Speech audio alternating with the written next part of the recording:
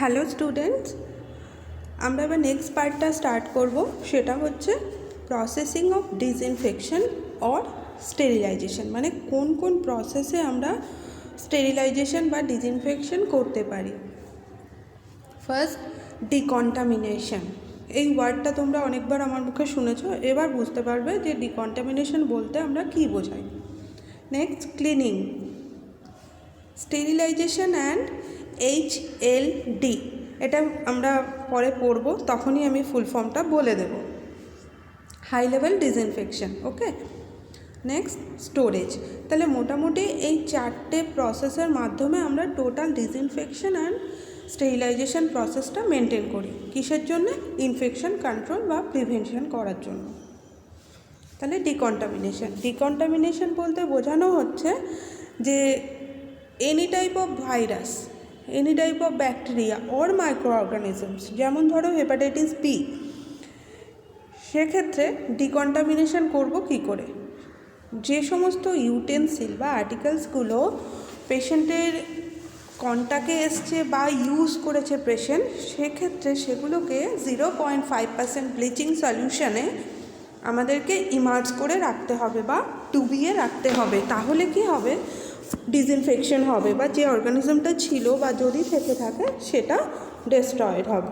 ঠিক আছে, এই যে 0.5% ব্লিচিং সলিউশন আমরা কি করে তৈরি করব, সেটা কিন্তু আমরা এরপরে শিখব যে কিভাবে এই সলিউশনটা আমরা তৈরি করলাম।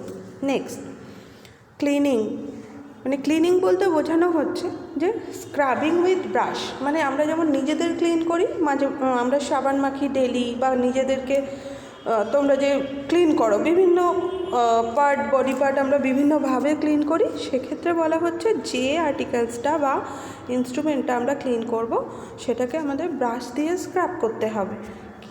আর কি ইউজ করব? ডিটারজেন্ট এবং জল লাগবে। তাহলে এটা হলো মেন ক্রুশিয়াল পয়েন্ট। আমি একটা ইউজড আর্টিকেল আমি ক্লিন করছি, সেটা দেখা গেল কোথাও ব্লাড স্টেন লেগে আছে, কোথাও থিক স্পুটাম লেগে আছে, তো সেগুলো কিন্তু যদি আমি প্রপারলি ক্লিন না করি তাহলে অর্গানিজম সেখানে স্টে করতে পারে। ঠিক আছে, এই জন্যে ডিটারজেন্টের একটা ইম্পর্ট্যান্ট রোল আছে। ডিটারজেন্ট কী করে? যে নন গ্রিজি ফ্যাটি অ্যাসিডগুলো আর্টিকেলসের ভেতর লেগে থাকে সেগুলোকে ক্লিন করতে হেল্প করে। ঠিক আছে, সেই জন্যেই আমরা রানিং ওয়াটারে সবসময় আর্টিকেলস ধোয়ার চেষ্টা করব এবং হাইলি এফিশিয়েন্ট ডিটারজেন্ট দিয়ে আমরা ইউটেন্সিল ক্লিয়ার করব বা ক্লিন করব। নেক্সট দেখো, এখানে একটা পয়েন্ট বলা আছে, do not use hand soap for cleaning instrument and other items. মানে বলা হচ্ছে হ্যান্ড সোপ বলতে যেগুলোর আর কি একটা সোপের তো একটা ক্ষার প্রপার্টিস থাকে, তো সেইটা যদি না থাকে তাহলে সে ক্লিন করবে কী করে? তাহলে আমাদের ইফেক্টিভ সোপ বা এই হ্যান্ড সোপ বলতে এখানে ওই লিকুইড হ্যান্ড ওয়াশ যেগুলো আমরা হাত ধুতে ইউজ করি, তার মানে কি আমাদের স্কিন ওয়াইজ সেই সোপগুলো তৈরি হয়, কিন্তু ইউটেন্সিলগুলো কিন্তু আরও টাফ হয় এবং তাতে অর্গানিজম বেশিক্ষণ থাকতে পারে। সেই জন্যে আমার ডিটারজেন্টটা ঠিকভাবে চয়েস করতে হবে। Next, sterilization and high level disinfection. সেক্ষেত্রে কী হচ্ছে? স্টেরিলাইজেশন মানেই আমরা জানি যে ইনক্লুডিং স্পোর্স যেগুলো ডিস্ট্রাকশন হচ্ছে সেগুলোকে বলা হচ্ছে, সেই প্রসেসটাকে বলা হচ্ছে স্টেরিলাইজেশন। সেক্ষেত্রে কী কী করা হচ্ছে? যেমন নিডলস, সার্জিক্যাল ইনস্ট্রুমেন্ট যেগুলো আর কি স্কিন কন্টাক্টে আসছে ইনভেসিভ প্রসিডিওরের ক্ষেত্রে স্পেশালি, সেগুলোকে আমরা স্টেরিলাইজেশন এবং HLDর মাধ্যমে ডিসইনফেকশন করি। এখানে একটা কথা লেখা আছে দেখো, when sterilization is not available, মানে যখন স্টেরিলাইজেশন করতে পারছি না তখনই একমাত্র এই HLDটা অল্টারনেটিভ হিসেবে ইউজ করা হয়। ঠিক আছে, হাই লেভেল ডিসইনফেকশন। আরেকটি জিনিস দেখো, এনভায়রনমেন্টাল ডিকন্টামিনেশনের ক্ষেত্রে বলা হচ্ছে যে এনভায়রনমেন্টটাকে আমি কী করে ডিকন্টামিনেট করতে পারি। তোমরা ছবিগুলো দেখলেও খানিকটা বুঝতে পারবে বা আইডিয়া হবে যে কোন কোন এনভায়রনমেন্ট আমি বলছি। দেখো, হাত আমি যে কোনো জায়গায় লাগাচ্ছি, তাহলে কী হতে পারে? ডোর নব, আমরা সবাই দরজা খুলতে গেলে ডোর নবটা হাত দিচ্ছি। নেক্সট, স্টেথোস্কোপ, হসপিটালে স্টেথোতে হাত দিতেই হবে, স্টেথো বিপি মানে articles. Next, scissor, artery forcep, সেগুলো। কোনো একটা সলিউশনের বোতল, সেটা তো তোমাকে হাত দিতেই হবে। এছাড়া কি আছে, কোনো বেসিনের নব, স্যালাইনের স্ট্যান্ড, এগুলো নর্মালি আমরা হাত দিয়ে থাকি, মানে এই জায়গাগুলো কন্টামিনেটেড। তাহলে এবার দেখে নিই। তাহলে housekeeping surface can be divided into two group. কী বলা হচ্ছে, একটা হচ্ছে মিনিমাল হ্যান্ড কন্ট্যাক্ট হয়, আরেকটা হচ্ছে হাই টাচ সারফেস। তাহলে লো টাচ আর হাই টাচ, এখানে লো টাচ না বলে বলা হচ্ছে মিনিমাল হ্যান্ড কন্ট্যাক্ট, যেখানে খুব কম আমরা টাচ করি, সেগুলো কি, যেমন সিলিং, ফ্লোর, এইগুলোকে। আর হাই টাচ বলতে এই যে এতক্ষণ আমরা যে ছবিটাতে যা দেখলাম বা আমরা এক্সপ্লেন করলাম, সেগুলোকেই হাই টাচ এরিয়া বা সারফেস বলা হচ্ছে। তাহলে হাই টাচ সারফেসগুলোর মধ্যে দেখো কী কী আমরা এক্ষুনি বললাম, doorknob, bed rails, light switch, যেগুলো ওয়াল এরিয়া বা টয়লেটের যে flush, edge of the privacy curtain, মানে যে পর্দা আছে সেই কার্টেনটাকে যখন আমরা টানছি, তাহলে সবাই একই জায়গা ধরে আমরা সেটাকে হ্যান্ডেল করছি, সেই জায়গাটাও কিন্তু কন্টামিনেটেড হচ্ছে। ওকে,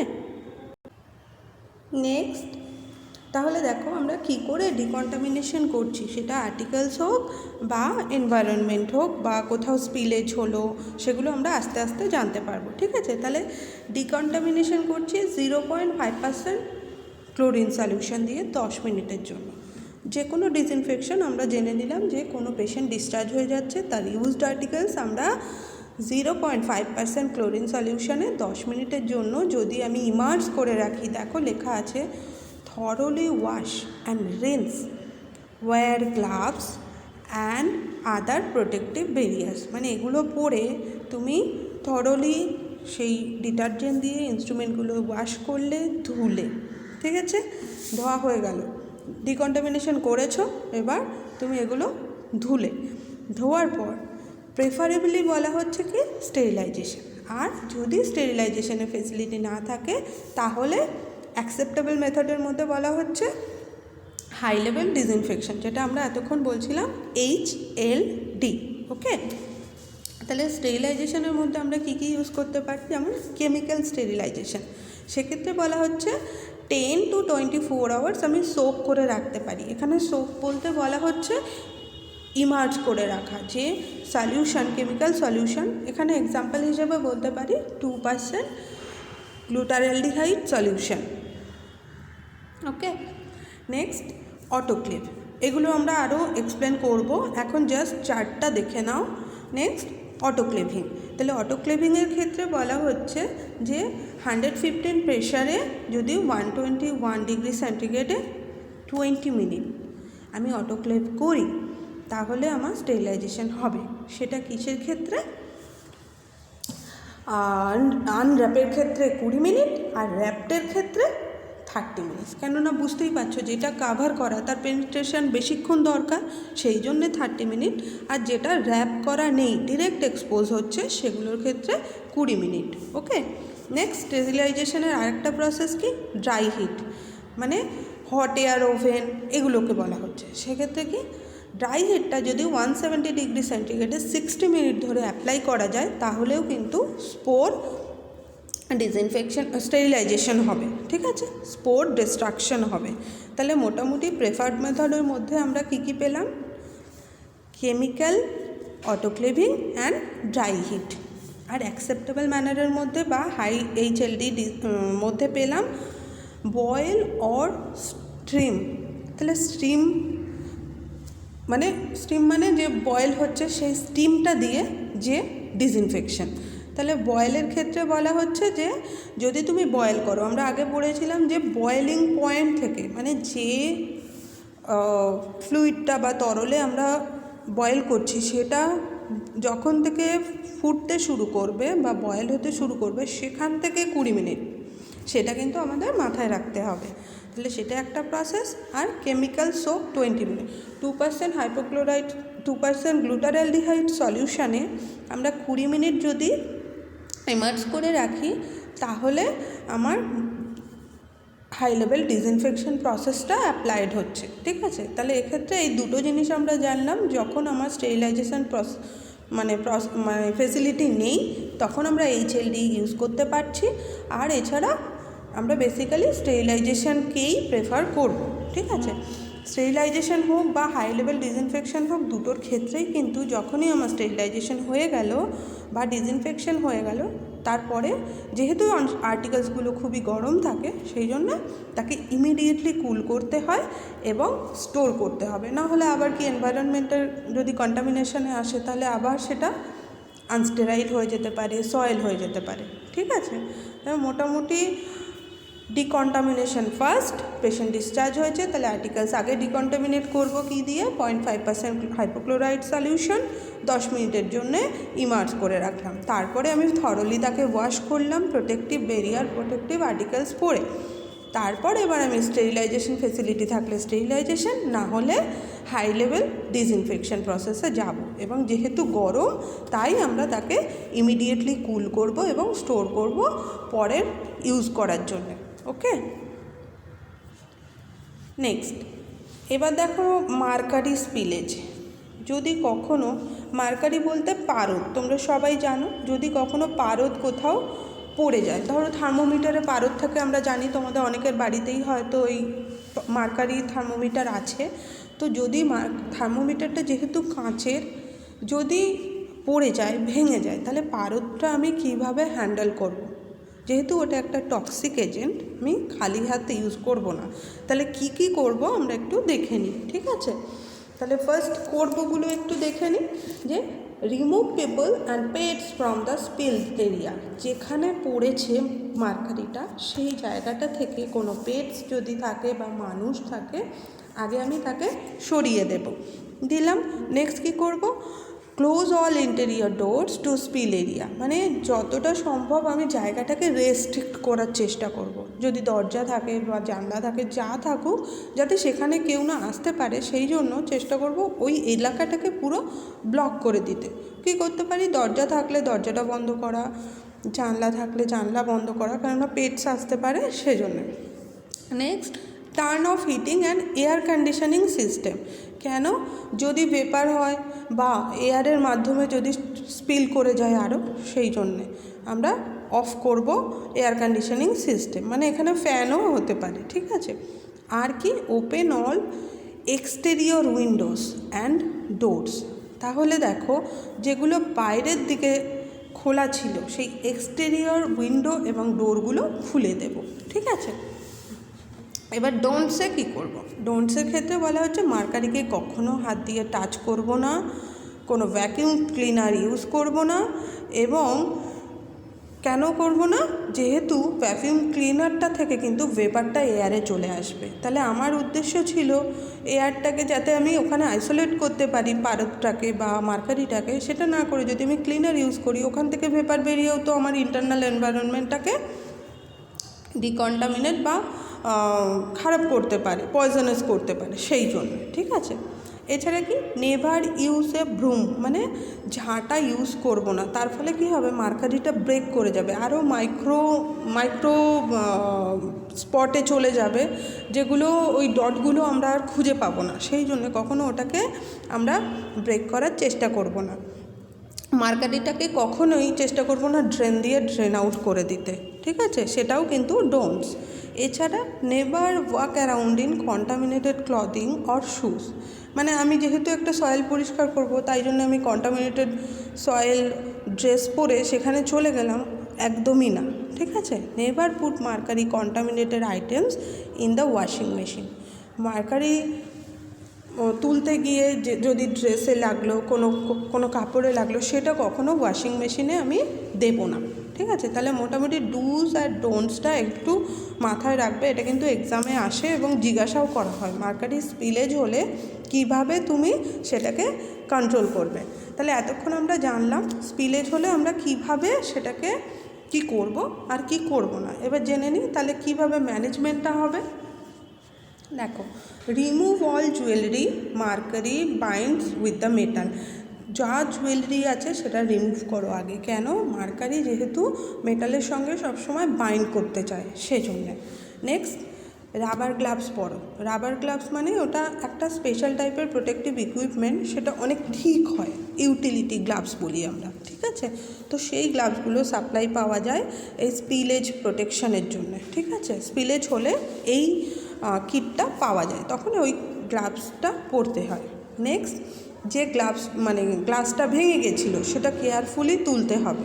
তাহলে কি করতে হবে, এটাকে পেপার টাওয়েল বা মোটা পেপার বা টাওয়েলে সেটাকে র্যাপ করতে হবে, এবং একটা গ্লাস কন্টেনারে 5 থেকে 10 ml জল নিতে হবে। মানে যেটা তুমি এই যে পেপার টাওয়েলে জড়িয়েছো সেটাকে একটা কন্টেনারের ভেতর 5 থেকে 10 ml জল দিয়ে সেটাকে রাখতে হবে, ঠিক আছে। এরপরে কি করব, রেগুলার সিরিঞ্জ যেটা পাওয়া যায়, আমরা যে হসপিটালে সিরিঞ্জ সাপ্লাই পাই সেগুলো দিয়ে চেষ্টা করতে হবে যতটা ড্রপলেট মার্কারির ছিটকে ছিল সেটা সাক করে নেওয়া। এবার তাহলে কি স্মল বিট অনেক সময় রয়ে যায়, সেগুলোও যতটা চেষ্টা করা যায় তুলে নিতে হবে। নেওয়ার পরেও যেটা রয়ে গেল সেটাকে দুটো কার্ডবোর্ড, পিচবোর্ড পাওয়া যায় আমরা জানি ওয়ার্ডে, ওই যে কার্টুনগুলো, সেই কার্টুন দিয়ে যতটা সম্ভব চেষ্টা করতে হবে তুলে ফেলতে। তাও যদি না হয় কখনো কোথাও আর কিছু থেকে গেলে তাহলে চামচ দিয়ে সেটাকে স্কুপড করতে হবে।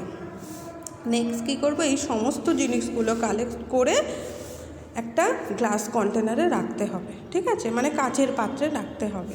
নেক্সট, কোনো মার্কারি যদি পড়ে থাকে তাহলে সেটা চকচক করবে, তাহলে চেষ্টা করব আমরা কোনো ফ্ল্যাশ লাইট বা টর্চ লাইট দিয়ে আমি সমস্ত জায়গাটা যতটা সম্ভব আমার বাউন্ডারির ভেতরে বা এত দূর যেতে পারে, তাহলে টোটাল, কেননা লাইটের রিফ্লেকশানে আমরা ইজিলি লোকেট করতে পারবো মানে মার্কারির যে ড্রপলেটস বা বিটসগুলো যদি এক্সট্রা রয়েও যায় সেটা আমরা আইডেন্টিফাই করতে পারবো। নেক্সট কি, যদি কোনো রেস্ট অফ বিটস পড়ে থাকে সেটাও তাহলে আমরা একটা গ্লাস কন্টেনারে জলের ভেতরে সেটাকে ইমার্জ করার চেষ্টা করব। এবার যখন মনে করছি আমি টোটালি ক্লিন করে ফেলেছি, এবার যে গ্লাস কন্টেনারে আমরা রেখেছিলাম এতক্ষণ প্রিজার্ভ করে যে এইটা মার্কারি স্পিলেজ হয়েছে, তাহলে সেটাকে এবার আমি সেই গ্লাস কন্টেনারটাকে কাভার করব, মানে সিল করব, এবং মার্কারি ওয়েস্ট বলে একটা লেভেল, ডেট, টাইম দিয়ে একটা সেফ কর্নারে প্রিজার্ভ করব। নেক্সট, এই যে টোটাল মেটেরিয়ালটা আমি কালেক্ট করেছি সেটার যেমন লেবেল করেছি, তেমনি এই যে আমার হাতে গ্লাভস ছিল সেটা টোটাল নিয়ে এবার আমি গ্লাভসটা ডিসকার্ড করব প্রপার বায়োমেডিক্যাল ওয়েস্ট ম্যানেজমেন্টে। আর মার্কারি ওয়েস্টের যে আমার গ্লাস কন্টেনারটা ছিল সেটাকে আমরা মার্কারি ওয়েস্ট বলে লেবেল করব। যে এরিয়াটাতে মার্কারি স্পিলেজ হয়েছিল সেইটাকে 20% ক্যালসিয়াম সালফাইড বা সোডিয়াম ট্রাইসালফেট যদি অ্যাভেলেবল হয় সেই জায়গাটাকে নিউট্রালাইজ করতে হবে, ঠিক আছে। মানে ওই এরিয়াটাকে, মানে এগুলো কোথায় পাবো আমরা সাধারণত স্টোরে পেতে পারি, তাহলে স্টোরে খবর দিয়ে 20% ক্যালসিয়াম সালফাইড বা সোডিয়াম ট্রায়োসালফেট সলিউশন যদি পসিবল হয় এটা দিয়ে যেখানটা স্পিলেজ হয়েছিল সেই এরিয়াটাকে নিউট্রালাইজ করার চেষ্টা করতে হবে। আর হাতটা যেমন তোমরা জানো হ্যান্ড ওয়াশিং, সেই hand washing, medical hand washing অবশ্যই স্ট্রিক্টলি মেনটেন করতে হবে, এবং রুমটাকে 48 আওয়ার্সের জন্য ভেন্টিলেটেড রাখতে হবে, মানে ওয়েল ভেন্টিলেটেড রাখতে হবে, যাতে আমরা আফটার 48 আওয়ার্স সেই রুমটা আবার ইউজ করতে পারি, ঠিক আছে। প্রচণ্ড লেন্থি প্রসিডিওর, তোমরা যদি মনে হয় আরও একবার পড়ে নাও তাহলে একটু সুবিধা হবে, ঠিক আছে। আর এটা কখনো আমরা নিজেরা ডিসকার্ড করব না, কেননা ফাইনাল ডিসপোজালের একটা প্রসেস আছে, ঠিক আছে, সেই অনুযায়ী ফেলা হয়। সেটা কি, আমরা প্রপার এজেন্সিতে খবর দেব, এবং যে স্বচ্ছতা গাইডলাইন আছে পাবলিক হেলথ ফেসিলিটির সে তারাই এসে কালেকশন করবে এবং ডিসকার্ড করবে। তো মোটামুটি এটা মার্কারি স্পিলেজ হলে কি প্রোটেকশন নিতে হবে বা কিভাবে সেটা ম্যানেজ করতে হবে, এটাই হলো তার উপায়। আচ্ছা, তাহলে এবার নেক্সট হচ্ছে precautions related to injection or sharp instrument and invasive procedure. মানে যে কোনো ইনভেসিভ প্রসিডিওরের ক্ষেত্রে যে ইনস্ট্রুমেন্ট আছে সেগুলো ইউজ করা হয়, তাহলে সেক্ষেত্রে কী কী আমি স্পেশাল প্রিকশন নিতে পারি, সেগুলো কি, পার্সন টু পার্সন ট্রান্সমিশন যেটা হয় সেটা কিন্তু আমরা অ্যাভয়েড করব। সেটা করতে গেলে কি করতে হবে, single use, single patient, single injection. তাহলে সিঙ্গেল কথাটা মাথায় রাখতে হবে। এবং স্টেরিলাইজ সিরিঞ্জ ছাড়া, স্টেরিলাইজ আর্টিকেল ছাড়া আমি কখনো ইনভেসিভ প্রসিডিওরে অ্যালাউ করব না, ঠিক আছে। সিরিঞ্জ বা নিডল কখনো বেন্ড করব না, ব্রেক করব না, রিক্যাপ করব না। কেননা বেন্ড করতে গেলে সেলফ ইনজুরি হতে পারে, মানে নিডল স্টিক ইনজুরি হতে পারে, বা ছিটকে কোথাও পড়ে যেতে পারে। এছাড়া কি, রিক্যাপ করব না। রিক্যাপ করলে কি, আমি তো ভুলে যাব এটা একবার ইউজ হয়েছে, তাহলে রিইউজ হওয়ার চান্স বেড়ে যাচ্ছে, সেই জন্য রিক্যাপ করব না। আর কি, আমরা ডিসপোজ করব sharp instrument like needle, blade, Lancet হচ্ছে ওটা দিয়ে স্কিন মানে আপার লেয়ার কাটিং করতে লাগে। ব্রোকেন অ্যাম্পুলস ল্যান্সেট দিয়ে আমরা প্রিক করতেও কাজে লাগাই। ভায়েলস, স্লাইডস, এগুলো সব সময় কিন্তু আমরা আগে ডিসইনফেক্ট করব, আমরা একটু আগেই পড়েছি, তারপরে ডিসকার্ড করব। আর সিরিঞ্জ সবসময় হাফ কাটারে কাটবো, নেডল বার্ন করব এবং ডিসইনফেক্ট্যান্ট সলিউশনে আমি ডিসইনফেক্ট করব, তারপর কিন্তু প্রপারলি ডিসপোজ করব, ঠিক আছে। এছাড়া যেটা রিইউজেবল ইনস্ট্রুমেন্ট, সেক্ষেত্রে কী করব, আমরা রিইউজেবল ইনস্ট্রুমেন্টটাকে আগে আমি ডিকন্টামিনেশন করলাম, যেমন পড়েছি আমরা হাইপোক্লোরাইড সলিউশনে, তারপর তাকে ক্লিন করব এবং অ্যাকর্ডিং টু ফেসিলিটি আমরা স্টেরিলাইজ করব। নেক্সট, আননেসেসারিলি আমরা কন্টামিনেটেড শার্প ইনস্ট্রুমেন্ট হ্যান্ডেল করব না। এই যে আমরা মাঝে মাঝে ইউজ হয়ে গেল বলে, এই তুই ধুচ্ছিস, এই না, এক হাত থেকে আরেক হাতে পাস করা, এগুলো কখনো করব না। কেননা এতে যদি ম্যাল হ্যান্ডেলিং হয়ে যায় তাহলে কিন্তু ইনজুরি হওয়ার চান্স থাকছে, তাহলে আমরা কি ইনফেকশনটা স্প্রেড করতে আরও আমরা প্রভোগ করলাম, তো সেগুলো কখনো করব না। আননেসেসারি হ্যান্ডেল করব না। সয়েল লিনেনকে সবসময় আমরা একটা লিক প্রুফ ব্যাগে রাখবো, কেননা সেখান থেকে অন্য জায়গায় যে ফ্লোরে রাখছি সেখানটাও সয়েল হতে পারে, সেই জন্য তো সয়েল লিনেনকে আমরা সবসময় চেষ্টা করব একটা লিক প্রুফ ব্যাগে কেন রাখতে, যেহেতু আমার ফ্লোরটা সয়েল না হয় সেই জন্যে, ওকে।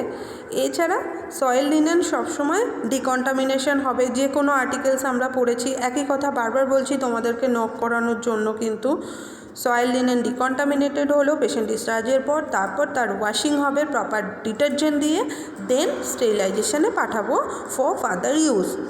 আর কি, all dressing and other disposed item, মানে অল ড্রেসিং বলতে যেমন হয়তো কোনো মিটেন ব্যান্ডেজ হয়েছে সেটার ড্রেসিং, কোনো সার্জিক্যাল ড্রেসিং হয়েছে, কাট ইনজুরি ছিল সেখানে, তো এই যে বডি ফ্লুইড কন্টামিনেটেড, তাহলে সেগুলো কিন্তু প্রপারলি লেবেলড হতে হবে এবং ওয়েস্ট ডিসপোজাল গাইডলাইন ওয়াইজ আমাকে ডিসপোজ করতে হবে, ওকে।